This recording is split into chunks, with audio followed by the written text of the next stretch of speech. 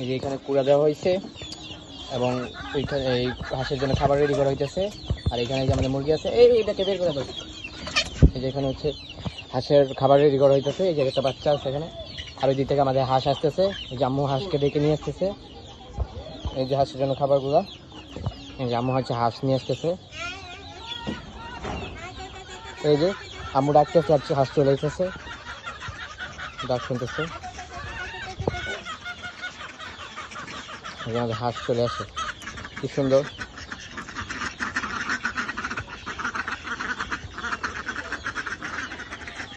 এই যে হাঁসটা নিজের জায়গায় চলে গেছে আর ওই দিকে খাবার নিয়ে আসা হইতেছে।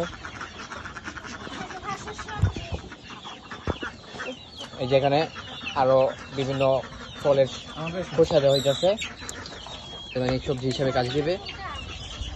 হাঁস বের হয়েছে। আমাদের এখানে মুরগি পালনের ব্যবস্থাও আছে। এই যে এখানে মুরগির বাচ্চা এখানে ছোটগুলো রাখা হয়, ওই সাইডে বড়গুলো রাখা হয়।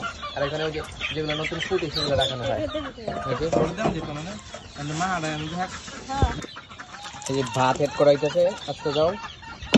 এগুলো হচ্ছে হাঁসের জন্য আর কি। আমাদের প্রায় 15টার মতো হাঁস আছে, দেখতে পাচ্ছেন। অনেকগুলো মুরগি আছে আমাদের।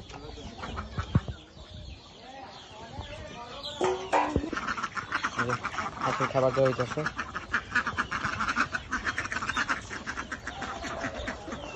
হাঁসের খাবার দেওয়া হয়েছে, কি সুন্দর হাঁস খাইতেছে।